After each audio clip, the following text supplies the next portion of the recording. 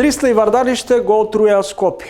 Во шталите во Трубарево сместени литиумски батерии и комуникацијски отпад, страф од затруеност и задушеност, запален автосервис. Се уште се активни некои шумски пожари. Од каде толку пиромани? Кој ги регрутира и плаќа сторителите?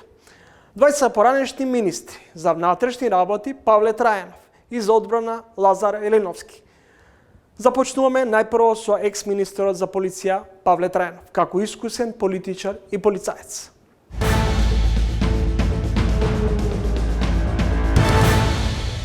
На почеток, кој, зошто и како се обидува да ја потпали на некој начин Македонија и зошто немаме регистар на можни потпалувачи во државата? Државата ја потпалуваат политичките партии. Тие се главни носители на мирот, стабилноста, но и на нестабилноста или нарушување на мирот во државата. Генерално, како оценка, тоа би било диагнозата во нашата држава.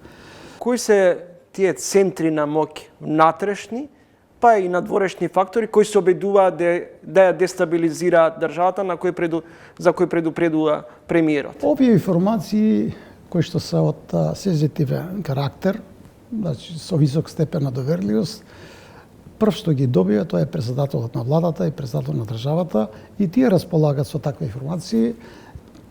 Генерално прашање околу како и на кој начин функционира системот или кризниот менеджмент за спречување на кризи, начин на действување на дирекцијата за заштита и спасување, посебно Центарот за управување со кризи. Тие се две институции кои што во основа треба да се грижат за сузбивање или спречување на можни настани, вклучително посебно од пожари. Проблемот е што тој систем не е реформиран. Значи, 8 години се работи на реформирање на системот. Бидејќи бев едно време национален координатор за кризи, тогаш подготвивме на сеопфатна анализа. Точно е утврдено какви се состојбите и што треба да се направи понатаму. Таква анализа имаше амбасадата на Соединетите Американски држави заедно со Европска унија, со НАТО. Таква анализа направи факултетот и универзитет Гоце Делчев. Меѓу другото се бара интеграција на овие две клучни институции, затоа што така како што е поставен системот, тој не функционира. Има ревалитет помеѓу овие две институции, има таму вработени кои што апсолутно се против било каква интеграција. Господине Трајанов, можеше ли да се превенира ова што ни се случи со Трубарево, Вардариште, Дрисла и дали овие нови облици на така наречен еко-тероризам се на сцена сега? Значи, главната улога на целокупниот систем, на полицијата, на службите за безбедност, Агенцијата за национална безбедност, разузнавање, Министерството за одбрана, посебниот сектор кој што исто така има за превенција од тероризам, сите тие институции, вклучително и Дирекцијата за заштита и спасување, кој што има инспекцијски надзор, таа дава одобрување, дозволи за градби и така натаму од аспект на заштита од пожари. Многу институции, нивната генерална функција да превенират. Мислам дека овој систем, не само овој, во многу сегменти ние имаме распаднат систем. Земете пример железницата како е во тотален хаос распад. И во многу други области имаме проблеми како функционира системот за здравство. Се на се немаме ние разработен систем како држава ќе действуваме во услови на криза, во услови на терористички акт, во услови на пожар од поголем обем. Не функционира. Дали реално постојат сериозни закани врз стабилноста на државата? Македонија е на многу ниско на загрозеност од терористички закани или напади. Но тие оценки брзо се менуваат. Ова сега што се случува со пожарите, независно, не навлегувам од тоа дали се тие намерно предизвикани или поради несоодветен третман на отпад или вардалиште несоодветно третирано на времето, или пак несоодветно обезбедување во Трубарево на магазинските простори или фабриката за преработка на опасен отпад. По ова што се случи во Пинтија, намерното подпалување на сервисот каде што беа паркирани голем број. Сето тоа создава вознемиреност, создава страв кај граѓаните за здравјето на возрастните, на децата, така да тоа може да се третира генерално по последиците, не викам сега дали се тие намерно предизвикани, кој сето тоа го прави, дали центри од надвор или внатре, дека тоа создава чувство на страв, несигурност и критика трпи власта, владата. Тоа е неспорно. Но обврска е на службите, ако има такви индикации и ако има информации, мора да бидат во целосна мобилна состојба и мора сето оно што го зборуваше председател на влада, кој што рекове дека тој е најинформиран, ги добивате информации, мора да действуваат. Мора за кусо време да излезе со конкретни факти дека дали е тоа поттикнато од политички партии, дали е поттикнато од надвор заради тоа што сакат да го попречат развојот на државата или интеграцијата во Европска унија или не знам какви се може да бидат мотивите, тоа треба да го расчистат до крај и што е најважно да делуваат многу силно превентивно. Кога велите дека премиерот и председателот на државата ги имаат точните информации, едно можам да потврдам дека има обиди за дестабилизација на државата, првенствено од внатрешни структури, сили или пак, ако сакате, политички партии. Затоа што етнонационализмот сега го поттикнуваат политичките партии сите во целина, но првенствено оние кои што се во опозиција, бидејќи тоа и носи гласови. Ако една политичка партија постојано тврди дека правата на албанците се загрозени, дека се деградираат и така натаму, постојано, а нема реална основа за тоа, меѓутоа тоа поминува во медиумите и создава чувство на незадоволство, а тие се нудат сега како алтернатива. Ако ние дојдеме на власт, ние ќе ги решиме сите прашања. Зборувам од аспект на тоа како политичките партии, да речеме, создават клима за да добијат поддршка на изборите. Во овој но не ви се чини дека после една година властна, предводена од ВМРО, ДПМН, знам, вреди, се уште се зборува дека СДСМ и ДУИ се виновници за состојбата во која се држи државата. Се разбира дека треба реформи во многу области. Тие процеси многу тешко се одвиваат, многу сложено. Има отпор, има обструкции, бидејќи тие што треба да ги сработат реформите, тука треба да постои елита на добри кадри. Прво се институциите партизирани, второ остана многу малку луѓе кои што може да работат на стратешки реформски прашања. Тоа е клучен проблем. Господин Трајанов, дали сме влезени во геостратешки интриги од типот дека сме дел од српскиот свет, дека на сцена е руска инфилтрација на домашната сцена, говорам тука во државата? Тоа е апсолутно неточна диагноза која што ја промовираат домашни поранешни функционери српски свет, поврзано со Вучич, со Орбан, Путин и така натаму. Немаме руско влијание во Македонија. Апсолутно тоа е неточна теза или диагноза за состојбите за расположението во Македонија.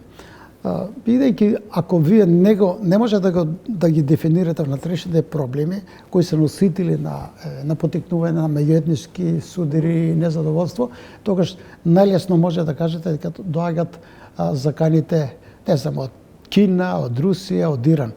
Да ви кажем еден пример. Имаме нарушувана система за образование поради лажните најави за подметати бомби. Тогашниот министер Оливер Спасовски расправа во парламентот на Комисијата за одбрана и безбедност презентираше, меѓу другото, дека ова е хибриден напад, овие се напади од Иран, од Русија и така натаму. А пратениците, тука сите, вклучително јас, укажуваме дека сепак информациите кажуваат, зборуваат дека се работи за авантуристи, млади деца, ученици од Македонија. И што се покаже? Дека нема никаков заговор, напади од Иран према Македонија, стабилноста, дека тоа деца го прават преку доставување на мейлови до училиштата и го пореметија системот за образование. Имавме огромна вознемиреност кај родителите, кај децата, кај наставниците. Сакам да укажам дека многу лесно е да префрлете дека ние сме под некакви геополитички напади сега како држава, затоа што сме членка на НАТО, дека тоа е апсолутно не се точни. Ние сме дел од НАТО, во целост ги спроведуваме политиките, надвршната политика на Европската унија и немаме никакви стратешки напади спрема државата. Јас не видам дека Русија... Бидејќи зборувате дека се неопходни сериозни реформски зафати во делот на безбедносните структури, дали тоа значи дека сме до толку институционално неспособни, дури и како земја членка на НАТО, и толку лесно подложни на евентуални вакви напади?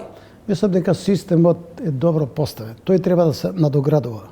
Господине Трајанов, ако АНБ имала информации за замешателство и поврзани линии дома и во странство, ако е направен модел каде беа речиси повеќе од 11.000 полицајци?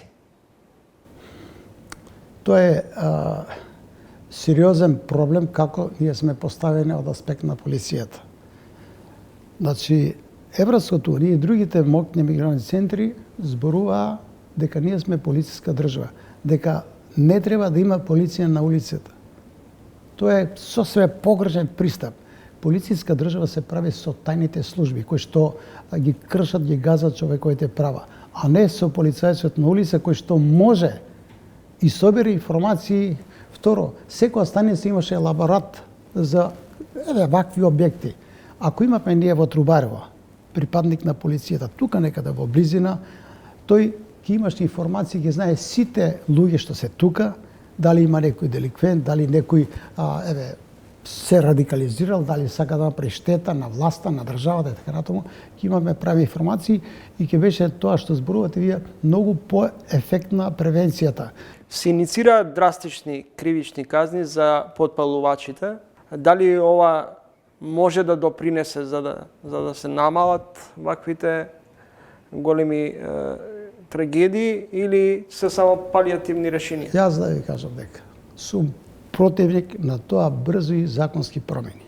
Барам промените, тоа цел живот тоа настојам секаде, и како министер за внатрешни работи, и како член на парламентот, и сега. Промените мора да се резултат на продлабочени анализи, на компаративни искуства, на проценка ефектите, дали тие ќе обезбедат генерална превенција. Треба да се видат постојните законски решенија.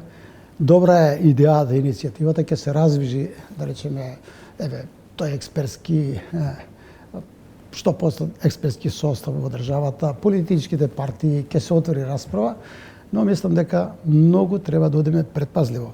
Во принцип, сум против било какви зајакнувања на казните, затоа што историјата што покажува? Ако немате решенија, одма одете на репресивни мерки. Не викам дека не треба да се зајакнат казните, тоа сигурно, но тоа мора да биде резултат на продлабочена анализа. Тоа е иницијативата во ред, издржана, председателот на влада може да даде таква иницијатива, има парламентарно мнозинство, но мора тоа претходно да помине низ една широка експертска расправа, политичка расправа. Медиумите треба да видат, бидејќи има бројни медиуми што ги знаат, новинари што ги знаат овие проблеми. Значи, не значи ако има иницијатива дека таа треба да се спроведе, треба да се проанализира и да се видат можните ефекти, затоа што и во други области ќе имаме криза, не можеме постојано да ги зајакнуваме казните. Ние сега најавуваме во сообраќајот да се заострат казните, бидејќи има налудничаво однесување на голем број на млади граѓани кои што беснеат по улиците со тешки последици. И тука ако направиме некоја компарација, гледаме дека и во другите држави ги заоструваат казните. И тоа е вред. Треба на исти начин да постапаме за потпалувачите на пожари. Треба да се види, затоа што одредени елементи и во актуелните законски решенија за тероризам може да се третират и ваквите ако настана тешки последици, ако има намера некој да направи пожар, да предизвика пожар, и ако тоа предизвика тешки последици, разбира дека треба да има високи казни. И тоа може да делува превентивно, да ги одвраќа луѓето. Господин Трајанов, на крајот на политичката сцена сте повеќе од 3 децени, сте поминале и сито и решето ги знаете до детали сите безбедносни аспекти. Сега ве прашувам за една голема трагедија која потресе цела држава оваа недела, двојното убиство во кое млада девојка, 31 годишна девојка, бара помош од полицијата, од обвинителството, од судството и наместо заштита, таа е ликвидирана. Каде потврдало? Не е тој прв случај. Па тоа е трагедијата. Не е тој. Системот за безбедност, полицијата во овој дел потврдила. Системот ни е раштимен во целина, правосудниот систем, јавно-веденскиот систем, затоа викаме треба реформи кои што сите барат да бидат побрзо. Ние 15 месеци очекуваме системски реформи кои што ќе бидат во функција на заштита на правата на граѓаните. Во овој случај се работи за затајување на системот. И повторно ќе го поврзам за тоа што ако имаме полицаец на улица, кој што еве сега предлагаме се вратат полицајците на улица, ако имаме права информација за овој што го изврши ова злосторство, ако имаме информација за жената која што настрада, што и како се однесот работите, можеби поинако ќе реагирала полициската станица или Саваро Велес на поинаков начин. А не дај Боже дека има некакви влијанија партиски и така натаму да штитат некој од овие хулиганите кои што навистина направија тешко злосторство. Системот не ни функционира така како што е предвидено, концепирано. Тука е проблемот и тој систем треба се менува. Да бидат заштитени, тој што ќе даде информација, ако е припадник на полицијата, да биде заштитен, бидејќи партизацијата во овие институции е многу силна и можно е да бидат провалувани и да изложени на активности, како што тоа се случува, ги напаѓат чуварите во затворите, им палат коли и така натаму, може и потешки дела да. Тој систем треба добро да се разработи, да се покрие подрачјето со полицајци, така рече полицајец на улица, системот да биде заштитен, тие што ќе дадат такви информации да бидат заштитени и тој да функционира. Значи, и што е најбитно, ако ние не се ослободиме од партиските кадри, ако и натаму само на партиски список вработуваме, значи партизацијата значи смрт за државата. Благодарам за разговорот и гостувањето во Трилинг. Благодарам и на вас.